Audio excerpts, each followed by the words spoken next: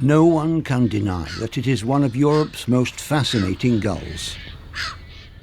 More slender and lighter than the yellow-legged gull, the Audouin's gull is characterized by its elegant red beak with black and yellow tips and its pearly plumage, lead-grey legs and dark eyes. The beak, in line with the flat forehead, makes its profile somewhat blunt, but when seen in flight, the tapering head perfectly completes a slender, well-proportioned silhouette. The flight is agile and graceful, with slow beats alternating with glides above the surface of the water.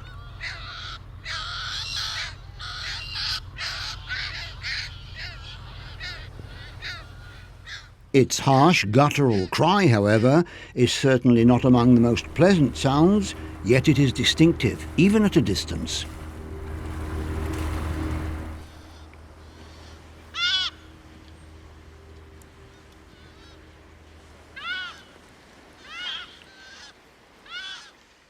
It is a Mediterranean endemic, with a rather restricted distribution that has only recently spread to Portugal. Until 50 years ago, the Audouin's gull was a very rare species. For this reason, despite being so distinctive, its existence became known to science very late, when in 1826 it was described from a specimen found in Corsica. Some decades after its official christening, the news had spread, and Gaetano Cara from Cagliari managed to catch an adult on the island of La Maddalena, the first for Italy.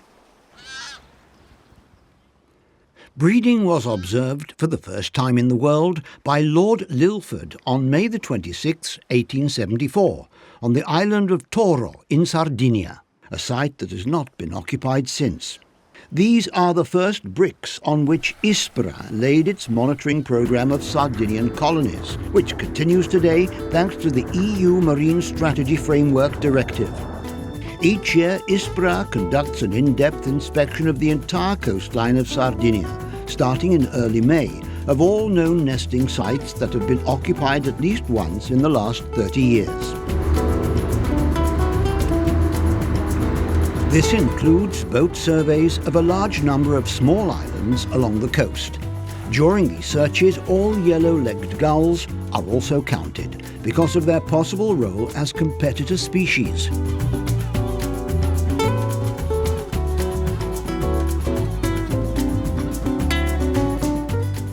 There are more than 40 known breeding sites in Sardinia, but they are never occupied simultaneously. In the Maddalena Archipelago National Park, as many as 17 islands and reefs have so far hosted colonies, but usually only 2 or 3 are occupied in the same breeding season.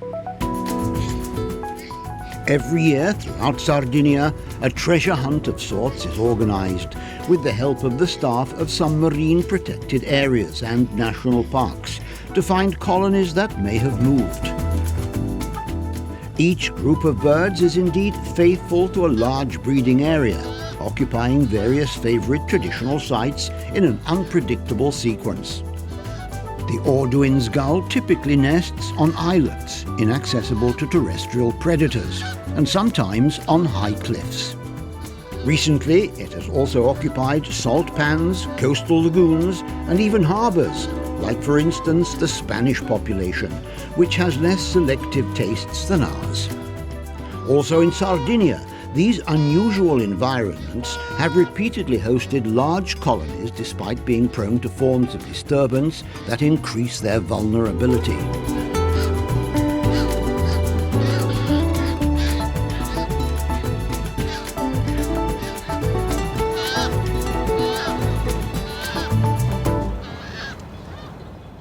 The Audouin's gull's marked colonialism means they can usually be detected even from a great distance.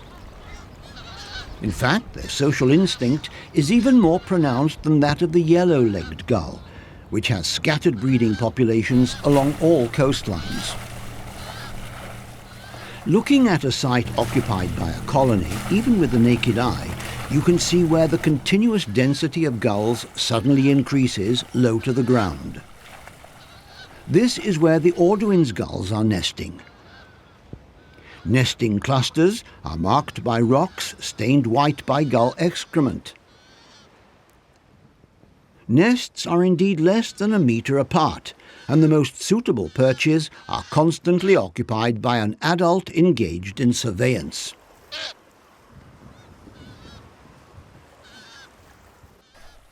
Once the colony has been located, the count begins. It's not possible to land and count nests directly because this could affect their reproductive success. Usually counting is done with binoculars, a telescope or a digital camera equipped with a powerful zoom, either from a nearby rock or from the boat, remaining at a distance of 50 meters from the colony. It is now a matter of accurately recording a series of standard parameters such as the number of visible adults, the number of incubating adults, and the presence and number of chicks. With the telescope, or on the photos, an attempt will be made to read all the coloured rings visible on the legs of the adults, to collect useful data for studying demography and fidelity to breeding area. Poi c'è quello sulla pietra bianca. Io sono averne visti 4 più questi 2 qui a mare.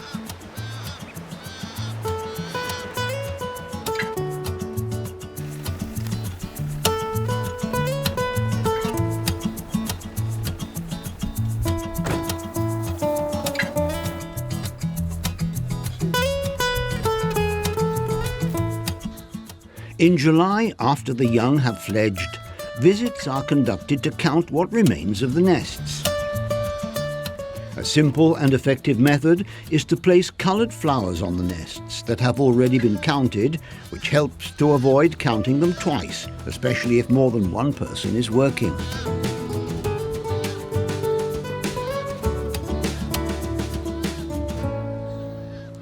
During these operations, dead individuals are sometimes found, and the cause of death is easily identifiable.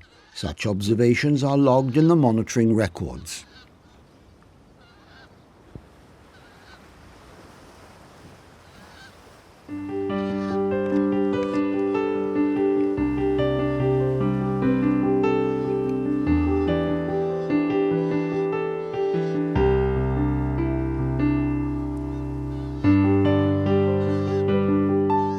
In easily accessible locations, such as in the former saltworks of the Molentargius Nature Park, ISPRA researchers may decide to ring the young gulls. Ringing allows for long-term monitoring of individuals to track movements, dispersal, fidelity to a birth site, and lifespan, that for some individuals can be more than 20 years. To minimize disturbance and time spent at the colony by researchers, ringing operations require careful planning, preliminary surveys, and experienced personnel. Qualified ringers have just a few minutes to mark the young with a durable steel ring on the right leg and a coloured plastic ring, which can be read from a distance, on the left leg.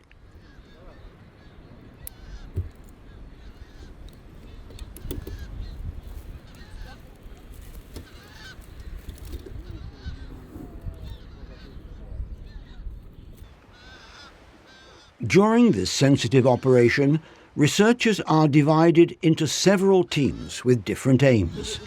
The ringers are in charge of marking the chicks, while others record the ring IDs on data sheets. Another task is to count the nests, the total number of juveniles, and any unhatched eggs. An observer equipped with a telescope and telephoto lens stationed outside the colony counts the adults that gather nearby and reads the codes of their colorings. E quanti pulli?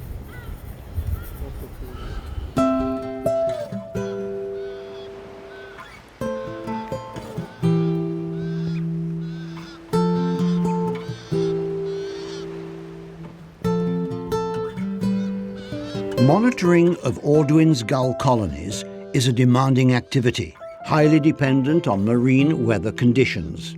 Fieldwork can be optimized thanks to local expertise gained through many years. Monitoring is also an obligation for our country under the laws and conventions for the protection of fauna and the environment. The collection of needed information must always be balanced against the need to minimize any possible form of disturbance, especially during the delicate reproduction phase.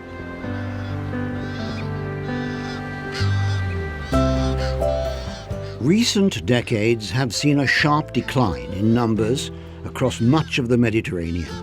So much so that the International Union for Conservation of Nature, IUCN, recently listed the Audouin's gull as a vulnerable species.